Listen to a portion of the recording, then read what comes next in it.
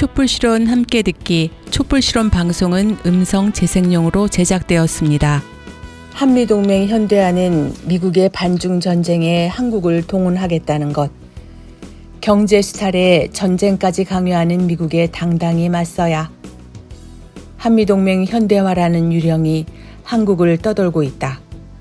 한미동맹 현대화는 노무현 정부 당시 주한미군의 전략적 유연성, 이명박 정부 당시 포괄적 전략동맹을 명칭만 바꾼 것일 뿐이다.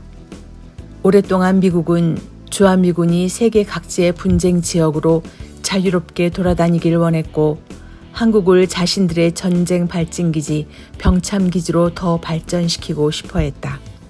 그런데 트럼프 집권 이후 미국이 주장하는 동맹 현대화는 미국의 반중 전쟁 전략에 초점을 맞추고 있다. 주한미군과 한미동맹의 역할과 성격을 한반도 방위에서 반중 전쟁 동맹으로 바꾸겠다는 구상이다. 이를 위해 한국은 북한을 전담하면서 미국의 대중국 전쟁에도 동참하라는 것이 미국의 요구다.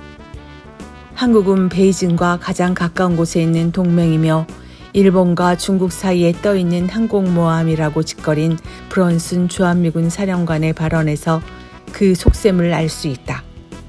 한국을 미국의 대중국 전초기지로 삼고자 하는 것이다. 동맹 현대화는 결국 한국이 미국의 전쟁판에 끌려 들어가게 된다는 것을 의미한다.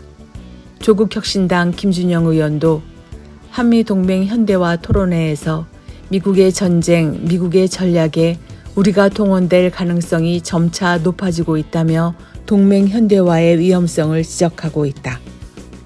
한미 정상회담과 한미동맹 현대화. 8월 25일 열릴 것으로 보이는 한미 정상회담에서 다뤄질 외교안보 분야 핵심 쟁점은 한미동맹 현대화가 될 것으로 보인다. 이번 회담은 국방비 증액, 미국산 무기 구매, 주한미군 주둔비 증액 등을 요구하는 미국과 관세 협상에 이은 또 다른 수탈 협상이 될 가능성이 높다. 그런데 이미 한미 외교장관이 지난달 현지 시간 31일 이재명 정부 출범 후 처음 가진 회담에서 한미동맹을 현대화하기로 의견을 모았다고 한다. 조현 외교부 장관과 마코 루비오 국무부 장관이 만나 동맹을 더욱 강화하고 전략적 중요성도 한층 높이는 방향으로 동맹을 현대화한다는 데 의견을 같이 했다는 것이다. 한미 실무자들이 물밑에서 어떤 합의까지 해놓았는지 들어봐야 알겠지만 한국이 미국의 동북아 패권 전략에 동참하겠다는 것을 약속한 것으로 볼 수밖에 없다. 아직은 한미 외교 수장들의 입장이지만 이것이 이재명 정부의 대미 외교 정책이라면 문제는 심각하다. 경제 수탈에 이어 안보 위기까지 불러오는 미국의 요구를 수용한다면 한국은 중국과의 분쟁에 휘말려 최대 피해국이 될 것이며 최악으로는 제2의 우크라이나가 될 수도 있다. 촛불이 국력, 미국의 패권 전략에 휩쓸리지 말고 당당히 대응해야. 한미동맹 현대화는 전쟁으로 가는 길이다.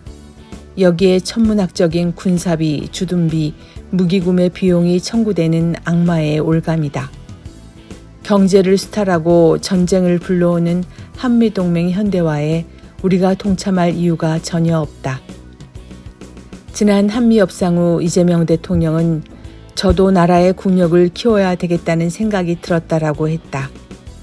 이번 한미협상에서 한국 정부 협상단이 광우병 촛불 집회 사진을 보여주며 협상했다는 것은 시사하는 바가 크다.